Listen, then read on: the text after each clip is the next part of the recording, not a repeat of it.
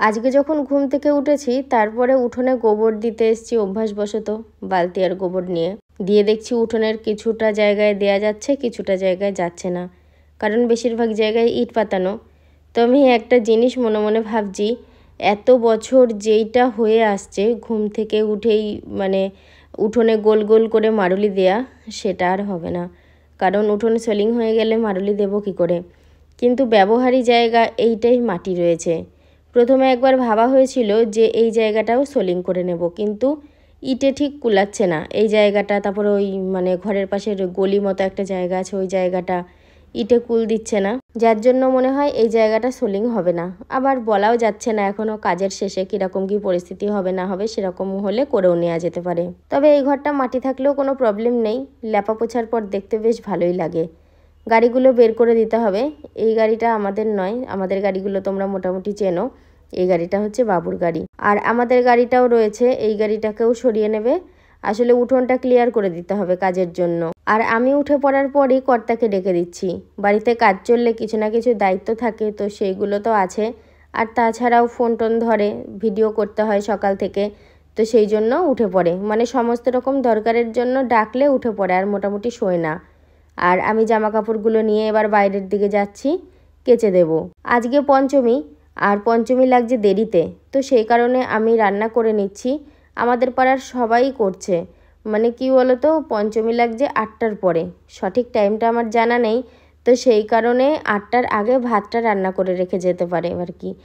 অন্য কোনো আমিষ ফামিষ না, নিরামিষ, ওই আলু পটল চচ্চড়ি করব আর ভাতটা ওদিকে বসিয়ে দিয়েছি। তো ভাবলাম ঘরটা ঝাড় দিয়ে নিই, একে একে তো টুকটুক করে সব কাজই হয়ে যাচ্ছে, ঘরটাই বা ঝাড় দেওয়া পড়ে থাকে কেন? তবে ঘর ঝাঁট দেওয়া আর না দেওয়া দুই সমান হয়ে গেছে।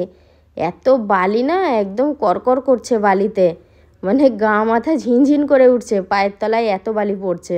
আজকে আমি মনে মনে একটা সিদ্ধান্ত নিয়েছি আগামীকালের জন্য। আগামীকাল আমি এক জায়গায় যাব। কোথায় যাব আন্দাজ করতে পারছো কি? কর্তা যাবে না সাথে, ওকে বলিও নি, আর বললেও যাবে না। ও তো বাড়িতে থাকতে বেশি পছন্দ করে। আমাদের বাড়ি যাব আমি, মায়ের কাছে। তো কয়েকদিন ধরেই ভাবছিলাম যাব। তো যাব যে একদম সকালে বেরিয়ে যাব সেরকমটাও নয়, ওই 11টা 11:30 বাজবে। বাড়িতে কাজের মতো কাজ চলবে, সবাই তো রয়েছে, আমি কী এমনই বা করি? রান্নাটা করব, রান্নাটা হয়ে গেলে তারপরে যাব। যাওয়ার পরে একটু খাওয়া দাওয়া করব, বসবো, গল্প করব, সন্ধে হলে আবার আমি চলে আসব। আচ্ছা, আমি ভিডিওর মাঝখানে একটা কথা ছোট্ট করে বলে দিই, তোমরা অনেকে জানতে চেয়েছো তাই বলছি। আসলে কয়েকদিন আমি খুব দাঁতের ব্যাপারে বলেছিলাম, আক্কেল দাঁতের ব্যাপারে ব্যথা যন্ত্রণা কষ্ট, থাকতে পারছি না সত্যি, তাই এখনও সেরকমটা। তবে আগের মতো অত কষ্ট হচ্ছে না, নিয়মিত ব্যথার ওষুধ খাই তো ব্যথাটা দমকে আছে। তবে দাঁতটা আমাকে তুলতে হবে, বলেছে এই সপ্তাহের মধ্যেই যেতে। ইচ্ছে ছিল যে শনিবার দিন যাব, দেখা যাক কী হয়। এখনও দাঁতের ছবি করতে হবে, প্লাস একটা আমাকে টিটিনাস নিতে হবে। তো সেইগুলো সেরে তারপরে যাব, তবে দাঁতটা আমাকে তুলতেই হবে।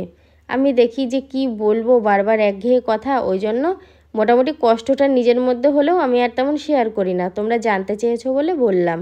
আজকে কি রান্না হচ্ছে গো সকালে? আজকে এখন সকাল 7টা বাজে, কিন্তু সকাল 7টার মধ্যে আমি অনেক কিছু এগিয়ে নিয়েছি নিজের কাজ, সারাদিনের রান্নাটা করতে চলেছি। আর আলু পটল চচ্চড়ি আর ভাত হচ্ছে, এটাই অনেক সৌভাগ্য যে আজকে গরম ভাত খেতে পারছো। পঞ্চমীটা 8টার পর লাগছে বলে একদম। কি তরকারি হলো ওটা ভেবে লাভ নেই, না গরম ভাত খাচ্ছে এটা ভাবো। এটা সবথেকে বড় ভাবনা। এটা সবথেকে বড় কথা যে গরম ভাত খাবো আজকে। রান্না কমপ্লিট করে চলে এসেছি কাচাকুচি করতে। যেমনটা বলেছিলাম, যেমনটা ভেবে রেখেছিলাম, একের পর এক তেমন কাজ হয়ে যাচ্ছে। আর এগুলো শুকিয়েও গেছে, শুকানো নিয়ে চিন্তা হচ্ছিল।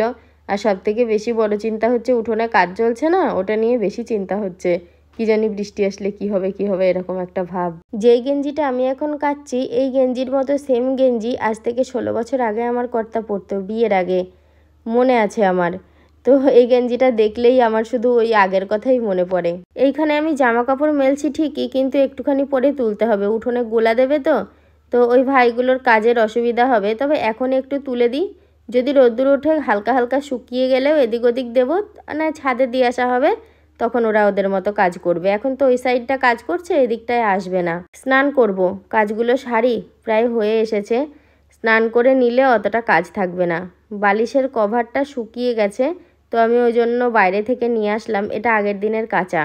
আর আমার কর্তা আমাকে হেল্প করতে শুরু করে দিয়েছে। আমি ঘরে আসছিলাম যে ওইগুলো পরাবো বলে, দেখি ওই শুরু করে দিয়েছে। যাকে আমি বালিশের কভারগুলো পরিয়ে ফেলি। একজনা কি সুন্দর বিছানার চাদর টান করেছে গো, ওই দেখো ক্যামেরাটা অন করলো, শেয়ার করতে হবে না, ও টান করেছে অত সুন্দর করে। বেড কভারটা চেঞ্জ করলাম, বেশ কয়েকদিন ধরেই ভাবছি চেঞ্জ করব, আর করা হচ্ছিল না। আজকে দেখো সারা দিনটা যেমন ছুটি তেমন কাজেরও কিন্তু ভীষণ চাপ। আজকে মা ভাতের পাতে একটু আচার চাইলো, মানে অন্য সময় মনে করে দেওয়া হয় না, এটা আমার বড্ড দোষ। কত রকমের আচার মা দিয়ে রেখেছে, পাতিলেবুর আচার থেকে শুরু করে আমলকির আচার, আমের আচার, কিন্তু আমি নিজে তো তেমন খাই না, খুব কম খাই, আর সবাইকেও খুব কম দেয়া হয়। মানে ভাতের পাতে আচার খেতে অনেকেই ভালোবাসে, আমি বাসি না, আগে পরে খাই, কিন্তু মনে করে সবসময় দেওয়া হয় না। আজকে তরকারির তেমন একটা জুত নেই বলে মা ভাতের সাথে আচার খাবে। ইট সব পাতানো হয়ে গেছে, এবার গোলা দেবে। তবে আজকে আমি ভেবেছিলাম কাজ শেষ হয়ে যাবে, উঠোন পুরো কমপ্লিট, কিন্তু আজকে কমপ্লিট হবে না, আগামীকাল লাগবে। মানে 3টে দিন সময় তো লাগবেই, আমি 2 দিন ধরেছিলাম। তবে ইট পাতানোর পর বাড়ির গেটআপটা খারাপ লাগবে না, আগের থেকে একটু হলেও ভালো লাগবে। আর ফুল গাছগুলো সব টবে বসানো হবে। তবে সিঁড়ি খুব নিচু হয়ে গেল, 3টে ধাপ ছিল, একটা ধাপ প্রায় ডুবতে বসেছে। এখন ওই 2টো ধাপের কাছাকাছি সিঁড়ি আছে আর কি। গোলা দেওয়ার পরও নিচের ধাপটা মনে হয় সমান হয়ে যাবে। আমি ঝাঁট দিচ্ছিলাম, বলছে কি দাঁড়াও পাইপের জল দিয়ে ভালো করে ধুয়ে দিই। ও তো ঠিকঠাক ধোয় না, বিশ্বাস করো, সপ্তাহে না হোক 15 দিনেও একবার ভালো করে এরকম জল দিয়ে বাড়ির সামনেটা পরিষ্কার করা উচিত।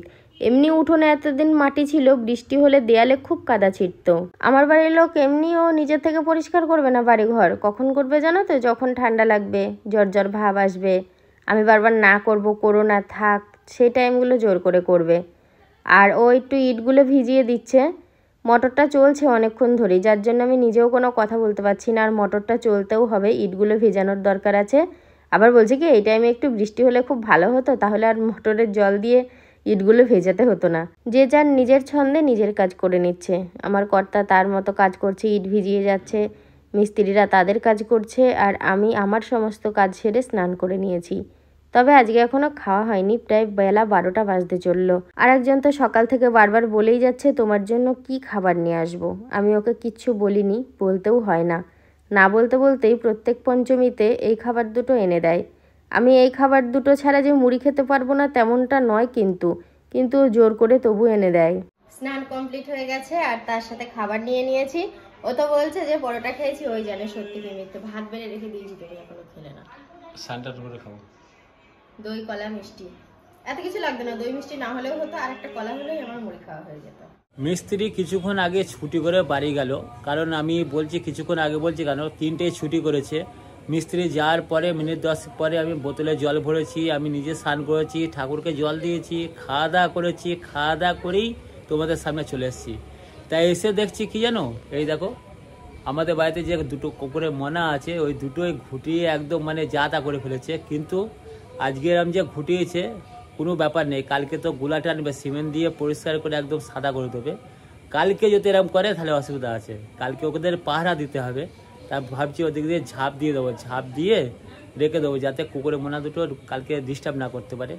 আর টবে যেসব ফুল গাছগুলো লাগানো ছিল ওই রান্নাঘরের পিছনের দিকে সব রাখা হয়েছে, এটা যে কমপ্লিট হয়ে যাবে তবে ধার দিয়ে সব বসিয়ে দেবো, আর কিছু টব কিনে নিয়ে আসবো, তাহলে আরও ভালো লাগবে দেখতে বাড়িটা। আর সাথে ঘরে আছে, আর আজকে তোমরা তো জানো মনসা পুজো, তার জন্যই ওই যে পুজো হচ্ছে, ওই মাইকের আওয়াজটা আসছে, মানে ব্রাহ্মণে পুজো করছে, সেটা সাউন্ডটা আসছে। আর আমি এখন ঘরে যাই, আকাশে মেঘ লেগেছে।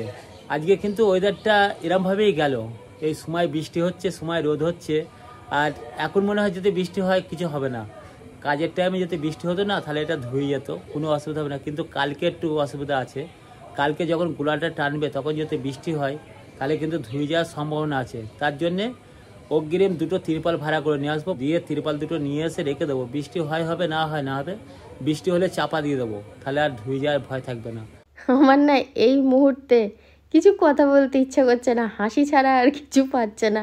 একবার ভাবো তো, কালকে ফিনিশিং টানবে যখন গোলা দেবে, তারপরে যদি এরকম করে কীরকম অবস্থা হবে। আর এরা এরকম করবেও নিশ্চিত, এদেরকে আটকানো যে কি মুশকিল হবে তার ঠিক নেই। যেমন বালিতে দৌড়দৌড়ি করছে তেমন উঠোনে। খাবার খেয়ে থালা রেখেছি, থালাটায় একটু শুধু জল গুলানো ছিল। দেখো গাদা সুরসুরি পিঁপড়ে হয়েছে। এই পিঁপড়েগুলো কি সত্যি সুরসুরি দেয়? নাম সুরসুরি পিঁপড়ে, কামড়ায় না, গায়ে হাত পায়ে উঠলে সুরসুর করে। সেই তখন মুড়ি খেয়েছি, এখন একটু বেশ ভালোই খিদে হয়েছে, মনে হচ্ছে সিঙ্গারা মুড়ি খাই। তাহলে ওই মিষ্টি জাতীয় দিয়ে আমি খেতে পারবো না। 4টে মিষ্টি এনেছিল, 2টো এখনো রয়েছে। 2টো আমি মায়ের জন্য রেখে দিয়েছি, মাকে দেবো বলে, আর 2টো আমি খেয়েছি। আর মিষ্টি জাতীয় খাবার দিয়ে মুড়ি খাওয়ার কথা ভাবলেই ভাল লাগছে না, তো ভাবছি সিঙ্গারা দিয়ে খাবো। এগুলো কি বস্তায় কি রেখেছে? কুচো পাথর, কালকে মনে হয় লাগবে, ওই জন্য। আমাদের বাইরে এখন সোনা পড়ে থাকলেও চিন্তা নেই ওইগুলোর জন্য, একদম নিশ্চিন্ত। জামা কাপড় শুকিয়ে গেছে। ওইখানে একটা টুল আছে, এখানে টুলটা রাখা হয়েছে কেন বলতো? ছিল ওপরে, ওপর থেকে পেরে এখানে রাখা হয়েছে। এ দেখো দেয়ালের এই জায়গাটা শুধু ঘা খায় গেটটার, এই জায়গায় এটা রাখলে গেটে ঘা খাবে না। আর এই টুলের ওপর আমি এই জন্য ব্যবহারী জামা কাপড় অল্প কিছু রাখি ভাঁজ করে, মানে কাচার পর। আর যেগুলো কাচতে হবে সেগুলো ওই সিঁড়ি চৌতারায় তুলে রাখি না, এখানে রেখে দিই। সকালবেলা নামিয়ে ঠিক কেচে ফেলি। কালকেও কাচবো, বাপের বাড়ি যাবো বলে কাচবো না, কাজ করবো না, রান্না করবো না তা না, বাড়ির সমস্ত কাজ সেরে রান্না করে একদম কাজ বুঝিয়ে তারপরে যাব। আমি মনে মনে ভাবছি রাস্তার ধারে যে 2 বস্তা পাথর রয়েছে, 2 বস্তা পাথরে তার এত বড় উঠোন যদি দিবা মনে করো তো হবে না। দিয়ে মা বলছে যে ওই রাস্তার সাথে একটা ঢাল করে একটা মানে গাড়ি ওঠার মতো জায়গা হবে, ওই জন্য 2 বস্তা পাথর। এখন আমার মাথায় ঢুকলো। না না, আমি এসব ব্যাপারে থাকি না তো, যখন যা হয় তখন সেটা দেখি, আমি এসব বুঝিও না। এই এটা ঠান্ডা হয়ে গেছে তো, তুমি মনে হয় কিনে অনেকক্ষণ গল্প করছিলে তাই না? আমি কিনে গল্প করছিলাম, মনে তো তাই হচ্ছে। ঠান্ডা হয়ে গেছে, কিনে গল্প করছিলে না? হাতে গরম একদম বলে বাবালে, তুমি এক চান্সে যদি খেতে পারো 10 টাকা পুরস্কার। আমার 10 টাকার দরকার নেই। গরম সিঙ্গারা মনে হয় ঠান্ডা হতে বসলো।